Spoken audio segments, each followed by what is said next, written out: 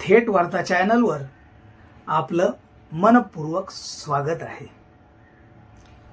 पंचशील, मानवी कल्याणाचा मार्ग। आज आपण या विषयावर चर्चा करणार आहोत। सम्यक संबुद्ध तथागत गौतम बुद्धांनी दुःख मुक्तीचा आणि मानवी कल्याणाचा जो मार्ग शोधला तो तथागतांचा धम्म होय। या मानवी कल्याणाचा पाया म्हणजे तथागत बुद्धांनी उपासक उपासिकांना म्हणजेच सर्वसामान्य जनतेला दिलेलं पंचशील आहे। हे पंचशील धम्माचा पाया आहे। म्हणूनच तथागत सम्यक संबुद्ध उपदेशितात मी तुमचा मार्गदाता आहे, मोक्षदाता नाही।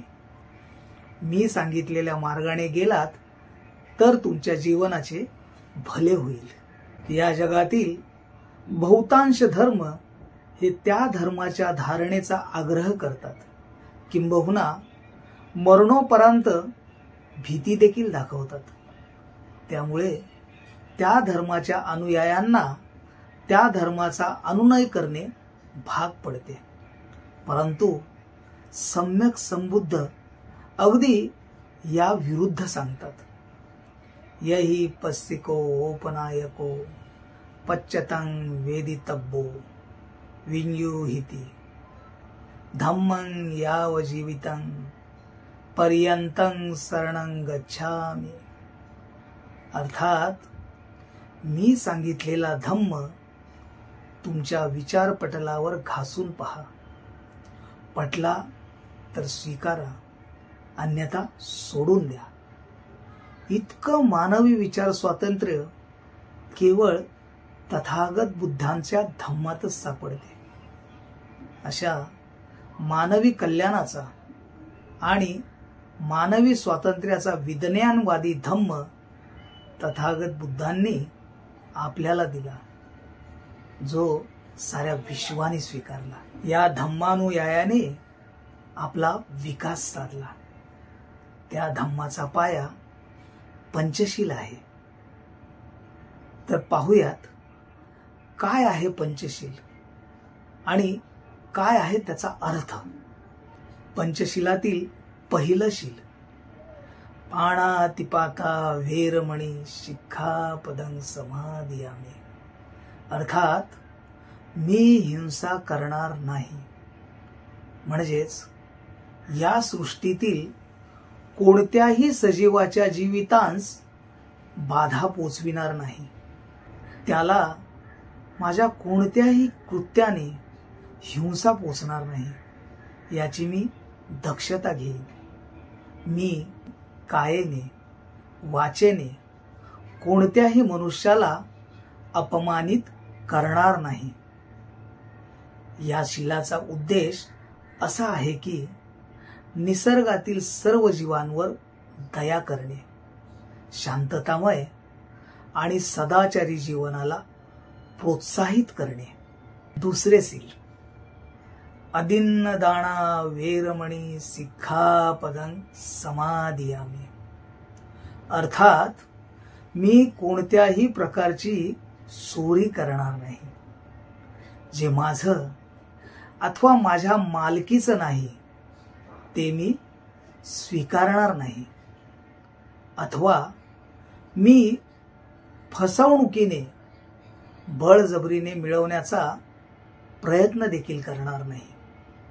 एखाद्याची जी वस्तू आहे तिचा त्याच्या परवानगीशिवाय वापर करणार नाही। या शीलाचा उद्देश आहे आपल्या दैनंदिन व्यावहारिक जीवनात कोणाचीही फसवणूक न करणं, म्हणजेच नफा मिळवण्यासाठी सामान्य जनतेची लूट न करणं, देशाच्या आर्थिक विकासाला बाधा ठरणारी कर चुकवेगिरी न करणं, आपले कर्तव्य सामाजिक भान राखून यथायोग्य निभावणे।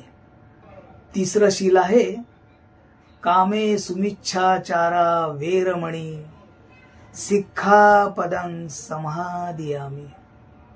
अर्थात मी सर्व व्यभिचारांपासून अथवा अनैतिक संबंधापासून अलिप्त राहण्याचे वचन देतो.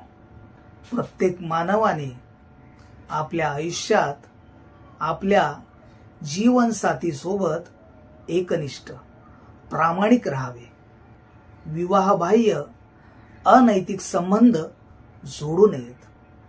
कोणत्याही स्थितीत कामवासनेच्या आहारी जाऊ नये. या शीलाचा उद्देश आहे आपल्या जोडीदारासोबत विश्वासपूर्वक नातेसंबंध जोपासणे. कोणत्याही आमिषाला बळी न पडता आपले जीवन परिशुद्ध ठेवणे आणि आपल्या जीवनात येणाऱ्या प्रत्येक व्यक्तीचा आदर सन्मान करणे. शील 4. मुसावादा वेरमणी सिक्खापदं समादियामि. अर्थात मी खोटं बोलणार नाही, म्हणजेच जे व्यवहार्य नाही ते मी बोलणार नाही. माझी वाणी शुद्ध ठेवून मी कोणालाही माझ्या वाणीने अपमानित करणार नाही. कोणतेही संकट येणार नाही अशी मी माझी वाणी वापरून स्वतःला स्वयंप्रेरित करीन. या शीलाचा उद्देश आहे मानवाने सत्याची कास धरल्यास त्याच्या न्यायिक स्वभावाचा समाजात आदर केला जातो. सत्य बोलण्याने सामाजिक प्रतिष्ठा वाढते, मानसिक समाधान मिळते. परिणामी स्वतःप्रती आपला विश्वास वाढतो. शील 5. सुरामेरय मज्ज पमाद ठाणा वेरमणी सिक्खापदं समादियामि. अर्थात मी कोणत्याही मादक पदार्थांचे सेवन करणार नाही, म्हणजेच मी दारू, अंमली पदार्थ अर्थात ज्यांच्या सेवनाने मानवाचे भान हरपते, खऱ्या खोट्याची त्याला पारख राहत नाही, ज्याच्या सेवनाने शारीरिक, सामाजिक आणि आर्थिक हानी होते, अशा मानवी जीवनास अहितकारक असलेल्या कोणत्याही पदार्थाचे मी सेवन करणार नाही. या शीलाचा उद्देश आहे ज्याच्या सेवनाने मानवाची शुद्धता, जागरूकता आणि प्रतिष्ठा लयास जाते, त्याला नकार देऊन आपल्या जीवनाला समृद्धीकडे नेणे. मनावरील ताबा वृद्धिंगत करून सचेत आणि सजग जीवनशैलीचा स्वीकार करणे, ज्यामुळे आपल्या विकासासोबत आपल्या समाजाचाही विकास साधता येतो. अशा प्रकारे मानवी जीवनाला समृद्ध, सचेत, सजग आणि सदाचाराचा मार्ग दाखविणारे 5 महामार्ग म्हणजे पंचशील होय. या मार्गाने जी व्यक्ती आपले जीवन व्यतीत करते त्याच्या जीवनाचा विकास होऊन त्याच्या आयुष्यातील सुखशांती आणि समृद्धीची हमी स्वतः तथागत बुद्ध देतात. म्हणूनच तर तथागत बुद्ध म्हणतात, मी मोक्षदाता नाही, मी मार्गदाता आहे. मी दाखविलेल्या मार्गाने गेलात तर नक्कीच तुमचं भलं होईल. मानवी जीवनाला जे जे अहितकारक आहे, जसे की वासना, मोहमाया, निंदा, लोभ, मदमत्सर यांचा नायनाट करून सन्मानपूर्वक सुखी, सदाचारी, समृद्धिमय जीवन जगायचं असेल तर मानवाला जीवनात पंचशील आचरण्याशिवाय गत्यंतर नाही. कारण पंचशील आचरल्याने शिलांचं पालन होतं.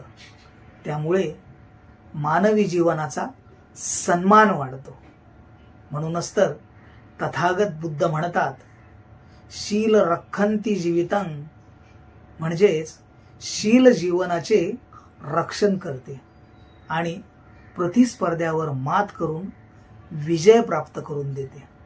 म्हणूनच डॉक्टर बाबासाहेब आंबेडकर एका ठिकाणी सांगतात, माझे विरोधक मला घाबरतात ते मी फार शिकलेलो आहे म्हणून नव्हे, तर मी माझ्या शीलाचे प्रखरपणे पालन करतो. प्रत्येक मानवाला शीलाचे प्रखरपणे पालन करायचे असेल तर तथागतांनी दिलेल्या पंचशिलाशिवाय पर्याय नाही. शील हेच मानवाच्या समृद्धीचा राजपथ आहे. त्याचा मूळ आधार धम्मातील पंचशील आहे. चला तर मग पंचशिलाचे पालन करूया. त्यासह आपला आणि आपल्या समाजाचा विकास घडवूया. त्या विकासातून डॉक्टर बाबासाहेब आंबेडकर यांनी दिलेल्या धम्मचक्राला गतिमान करूया आणि प्रबुद्ध राष्ट्र घडवूया. तर तुम्हाला हा व्हिडिओ कसा वाटला ते कमेंट बॉक्समध्ये जरूर लिहा आणि अशाच नवनवीन व्हिडिओंसाठी चॅनलला सबस्क्राईब करा आणि व्हिडिओला जास्तीत जास्त लोकांपर्यंत शेअर करा. जय भीम, जय संविधान.